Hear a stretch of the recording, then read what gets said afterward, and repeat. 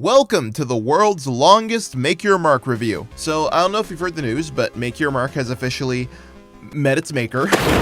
Yeah, the Netflix show is finally over after its year-and-a-half-long run, and I feel the need to talk about it because this was just a roller coaster of quality, wasn't it? I'm just going to be going over every episode and giving my thoughts. I realize that the length of this video is probably going to fuck me over in the algorithm, and I could have probably just made videos as the chapters were coming out, but fuck it, we move.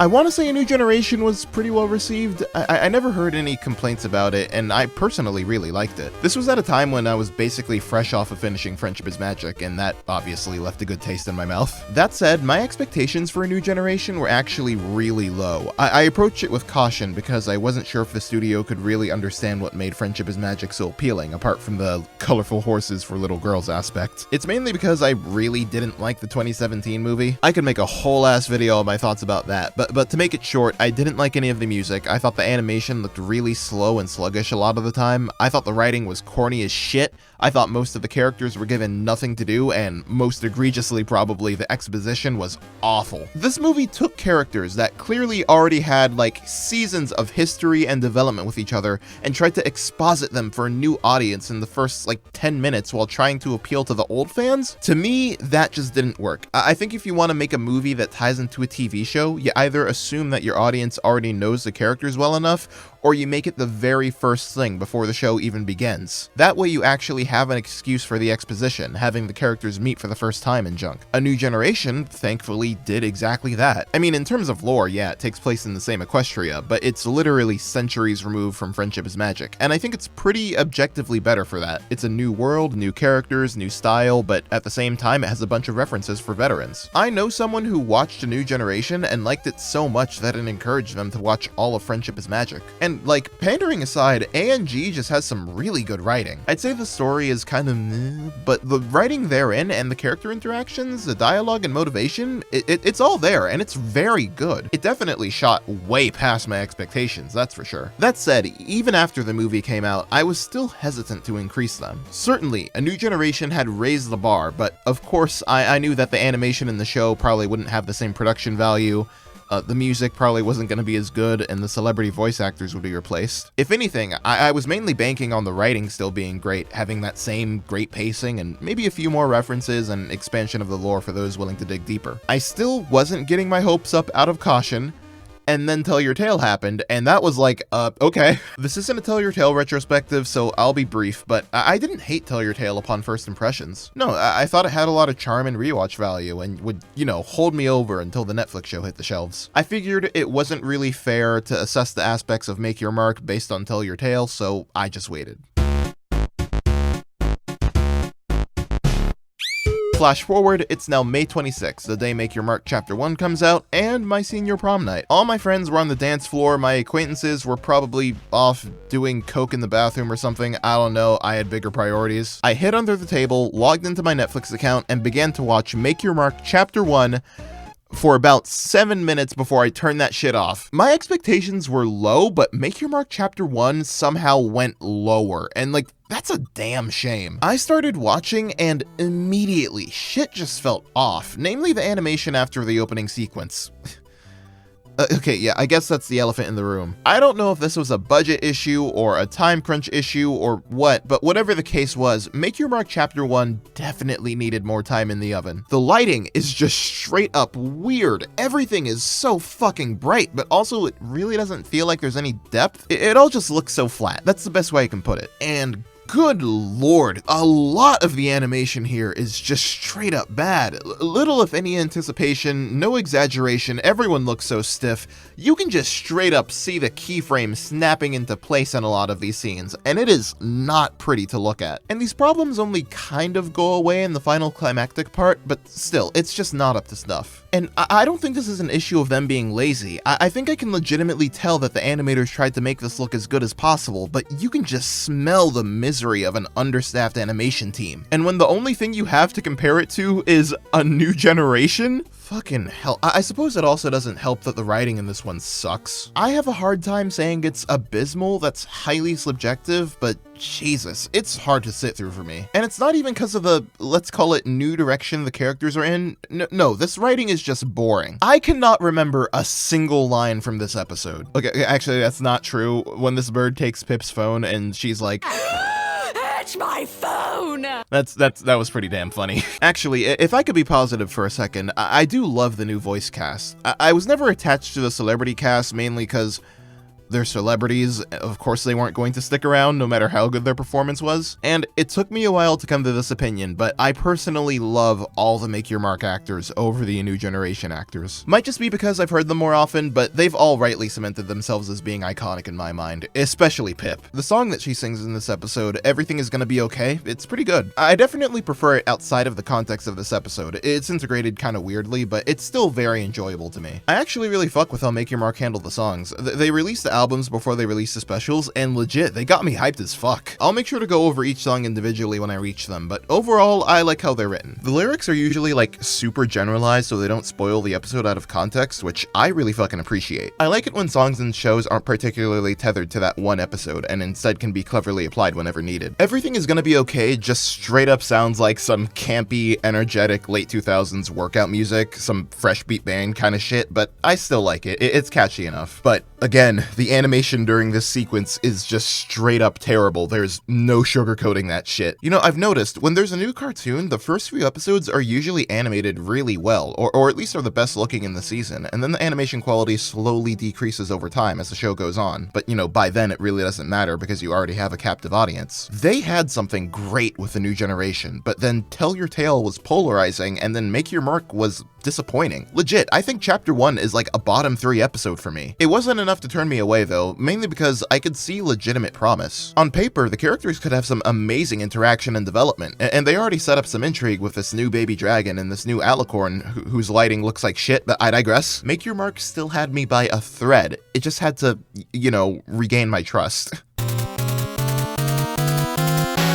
So chapter 2 rolls around, my expectations are schizophrenic as fuck. I turn on episode 1 and my immediate thought is, wow, this looks ever so slightly better. The image is still way too fucking washed out, the backgrounds are empty as hell, the textures are laughably basic, the characters don't move with enough flair to justify being in a cartoon, but there are no legitimate mistakes, nothing that I'd call especially distracting. Now, this is only in terms of animation, because I need to stress the story in this one is just fucking non-existent. The best way I can put it is that it just lacks focus. Like, I think this is Izzy's episode, and the A-plot would be centering around her trying to make a gift for Sunny's birthday. But then there's also this quasi-B-plot with Pip trying to find her creativity, this quasi-C-plot involving Hitch and Zip cleaning out the closet, and also having our introduction to Opaline and Misty. This shit is all over the place, and sadly, none of it is terribly interesting. If I could put it nicely, I suppose this episode is kind of slice of lifey. It shows the characters trying to find their place in Maritime Bay. Pip is fresh off of opening main melody. Izzy opens Izzy Does It using this random moped that she found buried in the ground, okay? And, you know, all the characters moving into the Crystal Bright house. This episode has a bit of setup, but it's just not very interesting setup. I also think the dialogue is, like, pretty good in some places. Like, the pacing and comedic timing is off a lot of the time, but there's some nice character interaction. Hitch and Zip have some really great chemistry. It's nice being able to see them hang out and casually bring up each other's interests and concerns. And I fucking love Izzy and Sunny being paired together. It really does feel like Izzy regards her especially fondly as the first true friend she's ever had. I like how Pip forgot to give Sunny a present, so when Sunny thanks her for the mirror, Pip just fucking rolls with it, like, bitch, she could have stole that for all you know. It also took me until the end of the episode to realize that Izzy Does It is a pun on Easy Does It, which made me feel like an idiot. The music. This is the first episode to have the Make Your Mark title sequence, and it's fucking awesome. I love the little, like, MLP riff in the beginning, but then it becomes something completely new. It's also animated, like, super well. The transitions are on point, and you get a good enough basic gist of the characters from their little splash screens. It's fast, it's catchy, and rarely did I ever skip it. I also like the song in this episode, All You Need Is Your Beat. It sounds much less like a late 2000s kids show and more like an early 2010s pop song you hear in the Disney Channel or something. I actually really fuck with it, both it and the remix that play at the end, but they are very short. The base song is like a minute, and the remix is, no shit, less than 40 seconds. Oh wow, I sure hope this doesn't become a trend.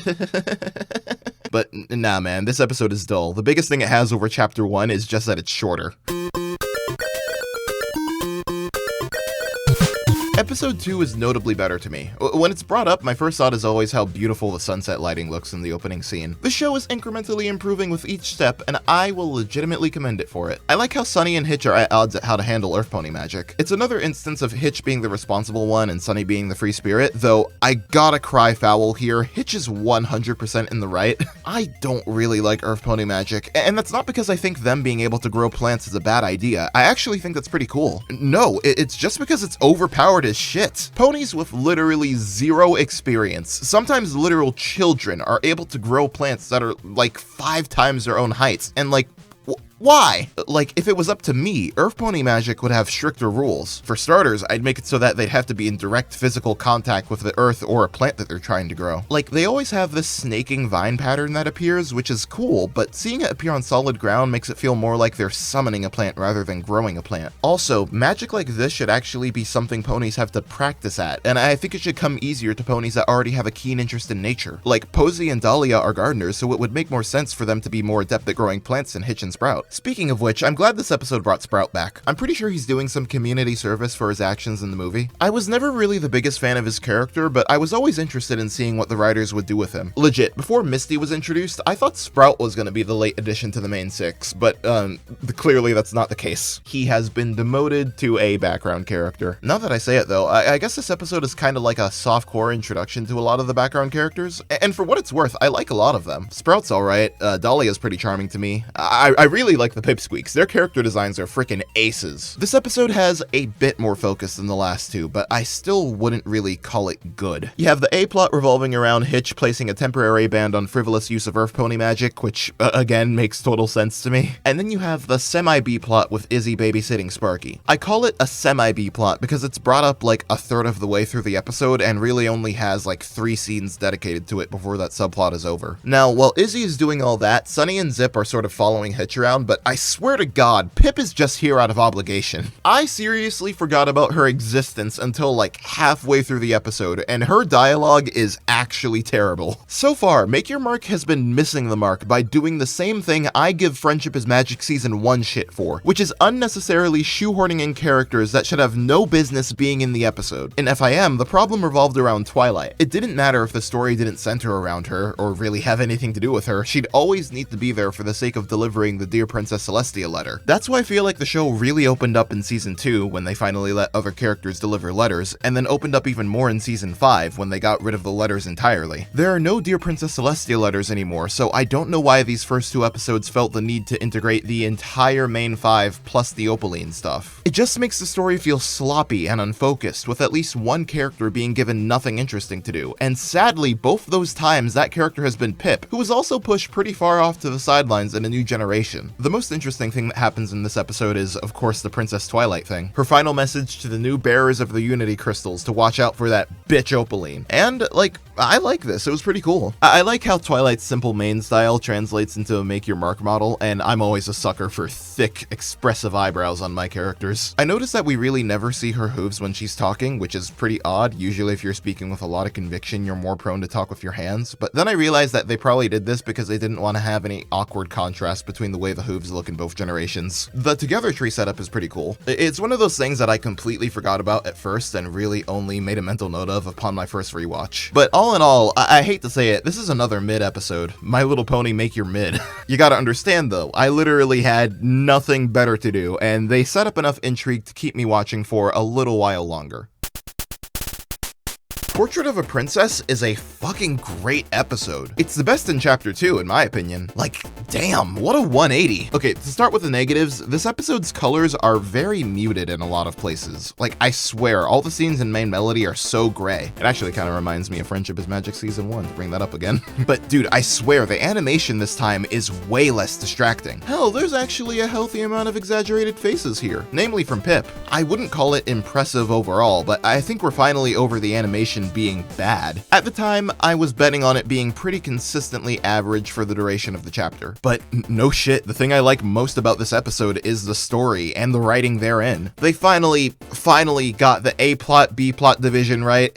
The main story is about Pip and Zip looking for an ocean lily to use in their portrait day painting, and the side story is about Sunny trying to distract Queen Haven before the two sisters get back. Izzy and Hitch are not in this episode, and I think it's better for that. Everything is clearly connected, and we have more time to know what each character is thinking about the current situation that they're in. I adore the characterization for Zip and Pip in this episode. They play off each other incredibly well, namely because they're both really selfish people, but in different ways. Zip never cared for portrait day despite her mother's wishes and Pip's fondness for it. She's persistently indifferent and/or annoyed towards her sister. Meanwhile, Pip cares more about her image than anything else. I mean, she's been shown to be incredibly kind and inspiring to a lot of people, yeah, but when given the chance, she prioritizes her external appearance more than anything else. Plus, she has an unhealthy obsession with social media and her following. She's incredibly self-absorbed and also pretty indifferent towards her sister. Of course, Zip is much more in the wrong than Pip, seeing as she's the older sister and was basically leading Pip on the entire time, manipulating her when she really even couldn't care less about finding the flower. But still, I get where both characters are coming from, and I can appreciate when shows do that. It's my favorite part about why Student Council is my favorite FIM episode. Both Starlight and Trixie have perfectly valid reasons to feel upset and act the way they do. And no, I don't think it's dumb that Zip fell for Opaline's trap. She was obviously looking for any excuse to get out of portrait day, so her impulsivity makes sense. They both eventually realize the faults within themselves, and the admission of guilt from Zip is exactly what I wanted to hear. And God, the song they sing afterwards called Portrait Day, it is so good. It's just a basic 1-3-6-4 chord progression, which you've heard before, but god damn, it is so beautiful. Zip and Pip's voices harmonize wonderfully, and the visuals and animation during this sequence are actually really pretty. The song was teased at the start of the episode, which of course got me hyped since I already knew the lyrics because the album was released ahead of time. Just singing along with this one was so satisfying, though I was pretty thrown off by how much of the song was cut for time. Sadly, this is another thing that Make Your Mark seems to struggle with. The songs, in my opinion, are fucking incredible, some of the best to grace the franchise. Their production value is decent, and compositionally, it's nothing that would be out of place on the radio. The lyrics are form-fitting enough to where they can be enjoyed outside of the context of the episode, but they're extremely short, either by default or because they're shortened in the actual episodes. This problem is even more exemplified with the other song in this episode, Pony Love, which I'd bet most people forgot was even in this episode. A 1.5-minute song shortened to a little over 20 seconds, God help us. And that sucks too, because I really like this song. It's a 70s style power ballad, very much inspired by Queen. Considering how it's about yearning for love once again and knowing what Queen Haven's love life is like in the future, this song feels like it was very much underutilized. Grievances aside though, overall this episode is great. It's not just a step in the right direction, it is straight up leaps and bounds above the last 3 episodes. By this point, my faith was like more than regained, so I pressed on, now assured that the writers knew what they were doing. And then episode 4 happened, and my jimmies were rustled.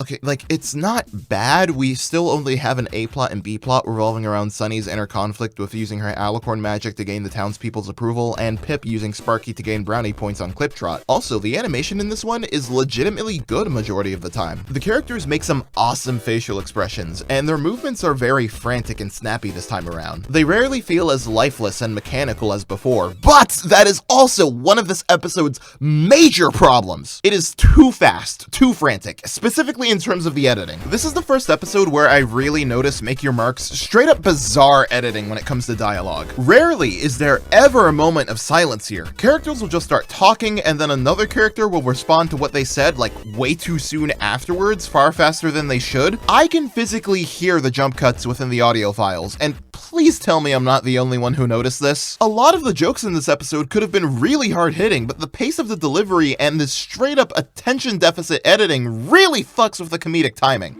My alicorn magic? It was an accident. Oh, this keeps happening. But that isn't a bad thing. It's a wonderful thing. That line is full of eager ponies who want to listen to you. Am I jealous about that? No, never. Because I'm secure in myself, and I have thousands of followers on multiple platforms validating my every move. I'm mainly talking about the B plot with Pip, because the A plot with Sunny is just straight up bad. Dog, look, I can suspend my disbelief to where Zip isn't suspicious of an anonymous airdrop. I'm perfectly fine with Pip leading Zip on a wild goose chase for no reason. I'm cool with the idea that an unknown race of unicorns can literally rip stars out of the night sky. I'm perfectly chill with all of that, But I cannot abide by Sunny being so stupid as to fall for Opaline's ridiculous magic mirror scheme.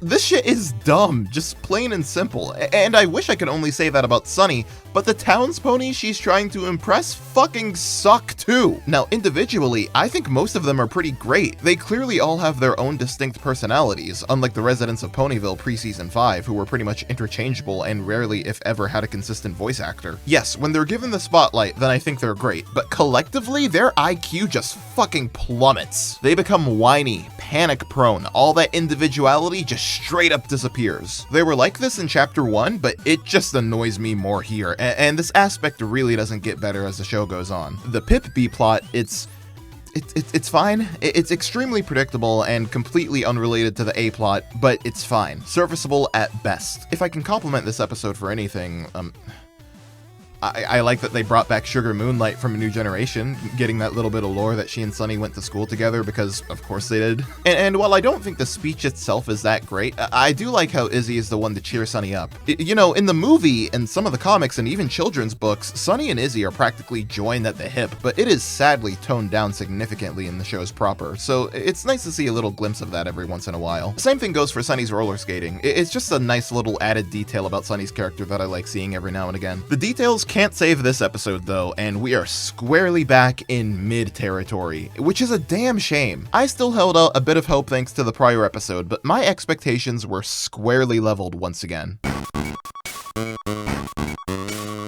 I don't want to spend too much time on this. Episode 5 is boring. You remember Royal Problem? It's basically that episode, but just worse in every way. Two characters fighting over who has the harder job, their cutie marks being magically swapped, realizing each of each other's jobs were harder than they gave the other credit for, and then switching back after they come to a realization. It's the classic Freaky Friday inspired plot. It's literally nothing special, and there's much more to criticize here than to praise. Why can Sparky's magic switch their cutie marks? Not to jump the gun too much, but Sparky's fire is literally called transformation magic. We've only ever seen him be able to change things into other things, which is overpowered enough as is, but it should be the only thing he's capable of doing. This just feels contrived. The background characters once again have the collective IQ of a sea cucumber. They're all just as annoying here as they were in the last episode. The subplot with Izzy, Zip, and Pip tending to the animals is laughably forgettable. The dialogue throughout the entire episode sucks. It's not even cringeworthy like the last one was. It's just exceptionally dull. Also, remember when I said we were done with the animation being bad? I lied. Again, no animation errors, but I swear to God, Pip and Zip just fly in a straight line most of the time. Compare the way the secret handshake looks in A New Generation to the way that it looks in Make Your Mark. Like, I know it's kinda unfair to compare the two, but this is a fucking handshake, and it still looks as bland as possible. I'm glad they maintained the continuity established in episodes 3 and 4 with Sunny wanting to create the garden, but man, this ain't it, man. It's just not. To me, this is the worst episode in the show. Not because it's notably bad, but just because it's not notable at all, and personally, I think that's worse. But hey, at this point, the show was either going to get better or it was just going to remain consistently mediocre. There was literally only one way to find out. The traditional unicorn sleepover. It's alright. Yeah, I like this one. I mean, I'm not crazy about it or anything. It still has a bunch of the same trappings as the previous episode, mainly the poor slicing on the voice clips, but no shit, it's written really decently. It still manages to get quite a few laughs out of me despite the awkward delivery. I really like Izzy in this episode. Yeah, she's a lot more excitable this time around, and that's led a lot of people to conflate her with Pinkie Pie or call her like Diet Pinkie or something. I'd actually argue against that though. I'm sure this is partly because it's a 3D show with limited animation, but Izzy doesn't do extremely off-the-wall, physics-breaking, cartoony shit like Pinkie, so her bombastic attitude is a lot more grounded. But also, the biggest difference between Pinkie and Izzy is that Izzy never had a lot of friends. Even at this point, she basically has no unicorn friends. I can only infer, but I'm sure Izzy was very alone in Bridalwood, being the only unicorn who was okay being bright and cheery without magic. However, despite being alone, I don't think she was really, like, in her feelings about being lonely. No, it's clear that Izzy absolutely loves Bridalwood, even despite it not having loved her back, so I totally totally understand her wanting to double down on her excitement upon the prospect of having a new unicorn friend. Friendship came naturally to Pinkie, but it doesn't to Izzy, and for that she gets much more sympathy from me. And while I'm still praising the characters, I really like Zip in this episode too. It showcases a major part of her character, the fact that she loves to investigate shit. Investigating why Pegasi can't fly anymore, what Twilight was trying to warn them about, or in this episode's case, what the deal with Misty is. It, again, is a great demonstration of her more selfish nature, wanting to crack a case even if it comes at the cost of making people around her uncomfortable. And yeah, Misty is put on full blast in this episode. I don't think it's her best episode, but it serves as a good, proper introduction to her character. I know a lot of people pretty much fell in love with her character instantly, either because of her design or her voice or her personality. I was not among those people, but I'd say she's still really entertaining here. The way she's constantly on the verge of having a panic attack. That said, I gotta ask, how the fuck does Misty get from the castle and back without arousing suspicion? Shit, if I was as neurotic as Zip, I'd stalk her ass back home to see what's up. Pip and Sunny aren't really given much to do separate from the other characters, but it's not like they're unnecessary or anything. I quite enjoy what they have to offer. And thankfully, they don't feel the need to needlessly shove Hitch into this story. He's written out early, which is completely logical and more than fine by me. Also, aesthetically, I'd call this the best looking episode yet. The animation is about on par with Portrait of a Princess, but the lighting is far better than every episode so far. I think it taking place during the nighttime had something to do with it. There's a bit of a Twilight Sparkle, old Equestria lore drop in the storytime bit. I can talk more about it later, but at the time, this was pretty cool. If you happen to read issue number 1 of the comics like I did, then most of this wasn't really all that new, but it did arise questions. The big one on my mind being just how much time had passed. Like, Izzy said that Canterlot hadn't been touched in a century, but the alleged Invisibubble could have potentially dispelled that claim. I don't know, it was pretty interesting to think about. But yeah, overall, this episode is solid. I really can't complain about it much without being redundant and just rehashing issues I've had with previous episodes. By now, I was pleasantly surprised and was holding out hope that the rest of the chapter could at least maintain this level of quality. Episode 7 is also remarkably solid, even more so than episode 6. It feels nice to say that for once. There's only a few things I really feel like I should complain about. Firstly would be the subplot with Sunny. The majority of this episode is spent with Zip trying to figure out who stole the lantern. Meanwhile, Sunny devises a plan to round up a bunch of people in Maritime Bay to make the lantern glow and find out where it is, which is a solid enough plan, but it really doesn't go anywhere. It honestly makes me feel like Sunny wasted both her time and mine. Her plan could have been cut out of the story and nothing would have changed. I actually feel like this episode would have been better if we weren't shown that Misty was the one who hid the lantern in the garden. Like, she's acting incredibly suspect throughout the entire episode, so it's easy for Zip to jump to conclusions, but at the same time, Zip was offered enough evidence elsewhere to suggest that Misty wasn't the one who stole it. No shit, I think this episode does a really good job at perfectly justifying why Misty could be innocent, and she has a great alibi with her social anxiety. So yeah, a bit of a missed opportunity there in my opinion. My last problem would be with the song in this episode, Where'd It Go? And I don't take issue with the song itself at all. I fucking love it. I shit you not, it is one of, if not my favorite song in the entire MLP franchise. This shit slaps so fucking hard. It has a super cool, like, alternative pop punk vibe. The way the song modulates from minor to major for MLP standards is just fucking excellent, dude. Not that I didn't enjoy it at the time, but in retrospect, Rockin' Friendship is Magic was really mediocre. Awesome As I Wanna Be is probably the best G4 had to offer, and that song was pretty damn slow. It doesn't hit nearly as hard as most rock should, and it fucking pales in comparison to Where'd It Go. This song wouldn't be out of place on like a Paramore album or in a late 2000s Sonic game. This song is fucking incredible. I love it to death. It plays for less than 30 seconds in the episode. I shit you not. Why? This was the song I was most looking forward to hearing, and not only is it significantly truncated, but it's also not integrated well into the episode at all. Pip is just like, oh, your little caper inspired me to write this, and then she unceremoniously shows her this music video, which doesn't even look that good, and again, lasts for less than 30 seconds. I honestly think this exact thing could have worked if they made the B-plot revolve around Pip trying to make a new song like in episode 1. I don't want to waste too much time talking about what could have been though. Nah, like I said, I really like this episode. The music video part may or may not have been great, but legitimately, the rest of the animation in this episode is great. Not just good, I mean great. There's a healthy amount of squash and stretch, things move fluidly consistently, the camera is really good this time around, and they went all out with the facial expressions in this one, especially Misty and Izzy. I was shocked and a little pissed that it took until episode 7 to reach this level of quality, but also very relieved. The timing issues are just straight up gone. Yeah, I couldn't tell you what happened to them, but the dialogue flows supernaturally. And on that note, the dialogue is great too. There's some really good character interaction here, and individually, these characters are enjoyable. The little moment with Pip singing to herself, Izzy leaving an apple half-eaten in the fridge, the Pipsqueaks filming TikTok dances, Rocky Riff doing his fucking job. Maritime Bay really does feel alive in this episode. It's great. Also, she only appears for a little bit at the end, but Opaline is legitimately great here. Consistently, for the past 6 episodes, she's just been a goofy, evil witch in a tower whose dialogue was as tacky as her purple coat. If she's the one who supposedly brought down and divided Equestria, then I don't see it. She's not intimidating. But as Misty's caretaker, she's fucking horrifying. Her insidious nature really shines whenever she's quite literally abusing and bullying Misty. I see that and I'm like, okay, now you're a villain I love to hate. Now I can see why you could be a potential threat. Overall, yeah, I'd say Whodunit is great. It's right up there with Portrait of a Princess. To me, it's basically better in every way except for the story. And it's not like I think there's anything particularly wrong with this one. People might ask questions like, why did Misty bury the lantern, or why would Pip not just give the lantern back? But like, Misty obviously panicked and didn't know what else to do, and you know, Pip just wanted Zip to have a bit of fun. Nah, I think the story in this episode is tight. It's just that episode 3's conflict is very character driven and was very clever with how it handled it, unlike episode 5. This one's much more slice of lifey, I guess, like a better version of what they were trying to do before with episode 1. In any case, it's the last episode. I had no fucking idea what to expect at this point. I'm pretty sure I was crying a little bit, but fuck it, we ball. Okay, well, for starters, the premise of this episode was bound to happen eventually, right? Like, whether or not someone's out to kidnap them, if you have a baby or pet character in your show, then of course you're gonna have an episode dedicated to them going missing, right? It was Cloudpuff in Tell Your Tale in the comics, and it's Sparky here. So now the question becomes, does this episode do enough to break free from the predictability of its premise? The answer?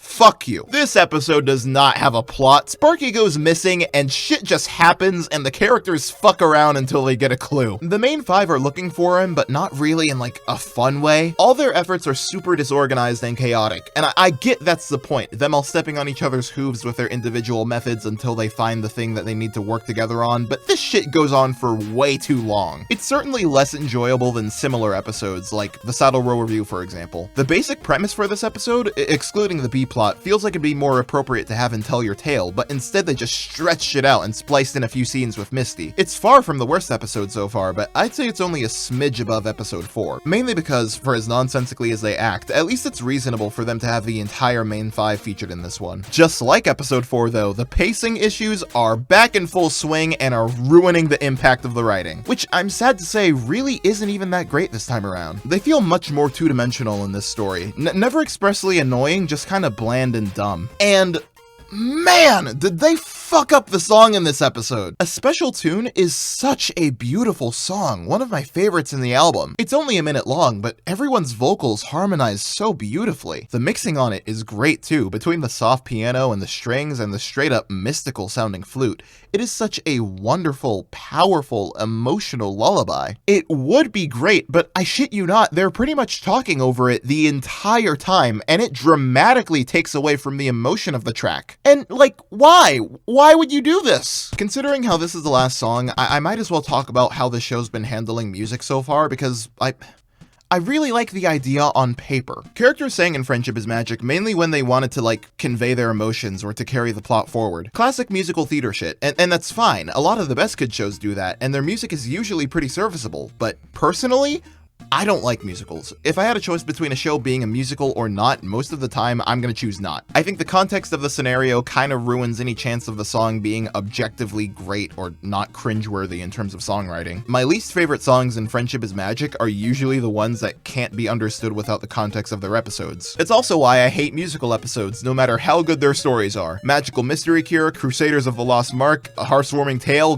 get them away from me! Aside from that, I also think some characters just shouldn't be singing because of how unrealistic their voices already sound or how little range they have. Pinkie, Rarity, and Twilight are all swapped out, either because their voice actors can't sing or because they can't sing as their characters. And while I do think she's a good singer, Kazumi Evans sounds nothing like Tabitha St. Germain. Make Your Mark fixes a lot of the issues I had with the music before. Pip, Zip, Sunny, and Hitch are all voiced completely naturally and realistically, and by extension, their singing voices are really good, especially AJ Bridell as Pip and JJ Gerber as Hitch. Anna Sani as Izzy sounds a a little more exaggerated and cartoony than the rest, but still, Izzy has a ton of range, and she doesn't mind dropping down an octave for the sake of making the song sound good. And again, on paper, I really like how the songs could be integrated. So far, the characters have yet to break out into song to express their feelings, and instead the songs have been actual, tangible things in the world. Queen Haven doing karaoke, the sisters singing their Portrait Day song, Pip showing off a music video, the main five trying to call back Sparky. All of these have actual plot-related reasons to be sung, which is a really novel concept for MLP. It's really cool in theory, but they keep fucking it up, and none of the songs hit nearly as hard as they should for how good they are, and that's a damn shame. The best thing I can say about episode 8 is that, once again, Opaline is fierce. Like, once she got that little bit of Dragonfire, I was legitimately concerned for Misty's safety. And you'll give me a cutie mark? That measly drop of Dragonfire wasn't enough. And you won't be enough, Misty. Not until you can prove that you're actually useful and get that dragon! You know, when it comes to villains, Tyrek is my favorite because of his competence. And I even like Cozy Glow because she actually caught me off guard with how crazy and megalomaniacal she is. I remember at the time of watching this, I described Opaline as a budget Chrysalis, not counting Chrysalis in the comics, it was actually pretty badass. But I figured, shit, if Opaline could somehow have the latent power of Tyrek, the ego of Cozy Glow, and carry herself like Chrysalis on top of being an abusive mother, then there's potential for a really interesting villain there. There was still so much to learn about her after all. I'm glad this was the note the episode ended on because, like I said, this one was pretty bland otherwise. So that was the end of chapter 2, and you can see how I feel pretty mixed. There were things that I love, things that I didn't love, and things that absolutely pissed me off. As a Sonic fan, shit, I felt right at home. The main thing that kept me going was how there was like an obvious improvement as the show went on. Like, chapter 1 was pretty bottom of the barrel, but the last 3 episodes did look much better. Portrait of a Princess and Hoof Dennett were fantastic to me, and once again proved that these characters can really shine when they're in the right hands. The Cutie Mark mix-up was kind of a lost cause, and episodes 1 and 2, Izzy Does It and Growing Pains were just middling. Alicond and Have You Seen This Dragon had some serious missed potential, but honestly could have worked with a bit of tweaking. And the Traditional Unicorn Sleepover was pretty damn good. The question now would be, would they learn from their mistakes? We saw the chapter incrementally improve in a lot of aspects with each episode, but it definitely stumbled along the way. Would chapters 3 and 4 be any better? Well, looks like we're gonna have to find out next time.